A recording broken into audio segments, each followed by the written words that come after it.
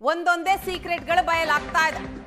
Delhi bomb ಬ್ಲಾಸ್ಟ್ಗೆ ಸಂಬಂಧಪಟ್ಟ ಹಾಗೆ target ಇದ್ದದ್ದು ದೀಪಾವಳಿ ಸಂದರ್ಭದಲ್ಲಿ, ದೀಪಾವಳಿ ಟೈಮ್ನಲ್ಲಿ ಮಿಸ್ ಆಯ್ತು. ಅದಾದ ನಂತರ ಜನವರಿಯನ್ನ ಟಾರ್ಗೆಟ್ ಮಾಡಿದ್ರು. ಜನವರಿ 26 ಉಗ್ರರ ಸ್ಫೋಟಕ ರಹಸ್ಯ ಇದು. ದೀಪಾವಳಿಗೆ ಬಾಂಬ್ ಸ್ಫೋಟದ ಸ್ಕೆಚ್ ಹಾಕಿದ್ರ ಹಾಗಾದ್ರೆ ಪಾಪಿಗಳು. ಟೆರರ್ ಡಾಕ್ಟರ್ ತನಿಖೆಯ ವೇಳೆ ಬೆಚ್ಚಿ ಬೀಳಿಸುವಂತಹ ಮಾಹಿತಿಗಳು ಹೊರ ಬರ್ತಾ ಇದೆ. ಟಾರ್ಗೆಟ್ ಆಗಿದ್ದದ್ದು ದೀಪಾವಳಿಯ ಸಂದರ್ಭದಲ್ಲಿ, ಆ ಟೈಮ್ ಮಿಸ್ ಆಯ್ತು. ಅದಾದ ನಂತರ 2 ತಿಂಗಳು ಬಿಟ್ಟು ಅಂದ್ರೆ ಜನವರಿಯನ್ನ ಪ್ಲಾನ್ ಮಾಡ್ಕೊಂಡಿದ್ರು. ಜನವರಿ 26ಕ್ಕೆ ಬ್ಲಾಸ್ಟ್ ಮಾಡಬೇಕು ಅನ್ನುವಂತಹ ಪ್ಲಾನ್ ರೆಡಿ ಆಗಿತ್ತು. ದೀಪಾವಳಿಗೆ ಮಿಸ್ ಆದ ಹಿನ್ನೆಲೆಯಲ್ಲಿ ಜನವರಿ ಪ್ಲಾನ್ ಆಗುತ್ತೆ, ಆದರೆ ನವೆಂಬರ್ 10ಕ್ಕೆ ಬ್ಲಾಸ್ಟ್ ಆಗತ್ತೆ. ದೆಹಲಿಯ ಕೆಂಪುಕೋಟೆಯ ಮೇಲೂ ಕೂಡ ಉಗ್ರರ ಕಣ್ಣು ಬಿದ್ದಿತ್ತು. ಈಗಾದಂತಹ ಸ್ಫೋಟವನ್ನ ನೋಡ್ತಾ ಹೋದ್ರೆ ಡೆಫಿನೆಟ್ ಆಗಿ ಅದೇ ಅವರ ಟಾರ್ಗೆಟ್ ಆಗಿತ್ತು ಅನ್ನೋದು ಗೊತ್ತಾಗ್ತಾ ಇದೆ. ಜನವರಿ 26ರಂದು ಕೆಂಪುಕೋಟೆಯನ್ನ ಸ್ಫೋಟ ಮಾಡೋದಿಕ್ಕೆ ಸ್ಕೆಚ್ ಹಾಕೊಳ್ತಾರೆ. ದೀಪಾವಳಿ ಹಾಗೂ ಗಣರಾಜ್ಯೋತ್ಸವ ದಿನವೇ ಟಾರ್ಗೆಟ್ ಇರುತ್ತೆ.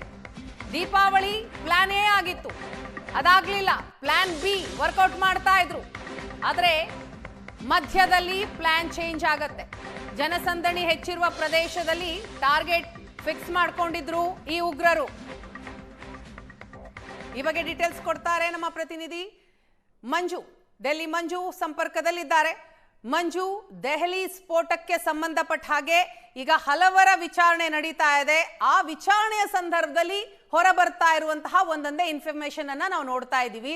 So white collar terror network ಈ ಒಂದು ಸ್ಫೋಟದ ಹಿಂದೆ ವರ್ಕ್ ಆಗಿತ್ತು ಅನ್ನುವಂಥದ್ದು ಗೊತ್ತಾಗಿದೆ. ಇದ್ರ ಜೊತೆಗೆ ಪ್ಲಾನ್ ಏನಾಗಿತ್ತು, ಟಾರ್ಗೆಟ್ ಏನಾಗಿತ್ತು, ಇದ್ರ ಬಗ್ಗೆ ಏನು ಇನ್ಫಾರ್ಮೇಶನ್ ಈಗ?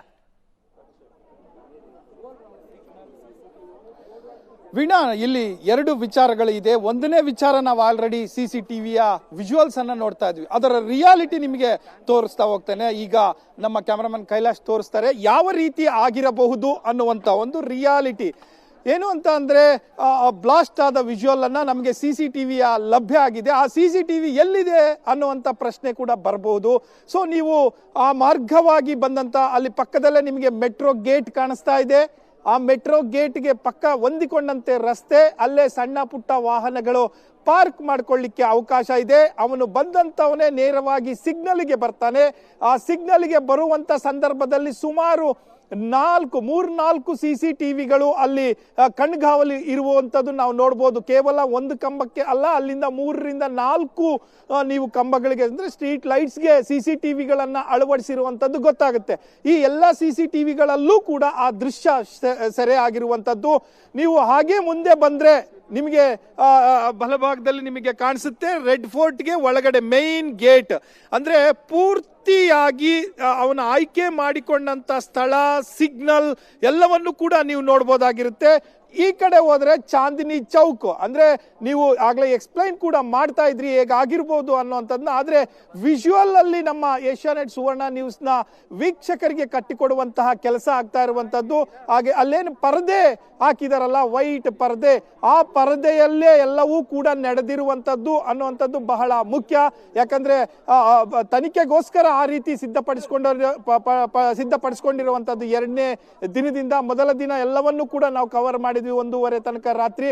ಸೊ ಆ CCTVಗಳು ಎಲ್ಲಿದೆ ಅನ್ನುವಂತಹ ಒಂದು ನಾವು ನೇರವಾಗಿ ನಮ್ಮ ವಾಹಿನಿಯ ಮುಖಾಂತರ ದೃಶ್ಯಾವಳಿಗಳನ್ನ ನೋಡ್ಬೋದು. ಯಾವ ರೀತಿ ಅವನು ಆರೋಪಿ ಅದನ್ನು ಬ್ಲಾಸ್ಟ್ ಮಾಡೋದಕ್ಕೆ ಮುಂಚೆ ಎಲ್ಲಿಂದ ಬಂದ, ಹೇಗಾಯ್ತು, ಮೆಟ್ರೋ ಗೇಟ್ ಎಲ್ಲಿದೆ, ಅದೇ ರೀತಿ ಕೆಂಪುಕೋಟೆ ಎಲ್ಲಿದೆ, ಅದೇ ರೀತಿ ಚಾಂದಿನಿ ಚೌಕ್ ಮಾರ್ಕೆಟ್ ಮತ್ತೆ ಸಿಂಪಲ್ ಸೆಂಟ್ರಲ್ ಅಲ್ಲಿ ಇರುವಂತಹ ಸಿಗ್ನಲ್ಗಳು ಎಲ್ಲವನ್ನು ಕೂಡ ಇಲ್ಲಿ ನೋಡಬಹುದಾಗಿದೆ ವೀಣಾ.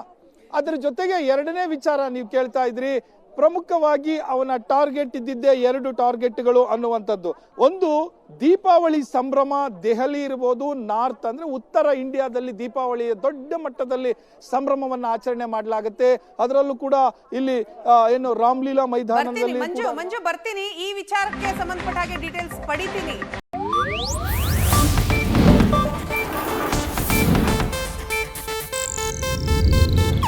ಇದು ಏಷ್ಯಾನೆಟ್ ನ್ಯೂಸ್ ನೆಟ್ವರ್ಕ್ ಪ್ರಸ್ತುತಿ. Bye.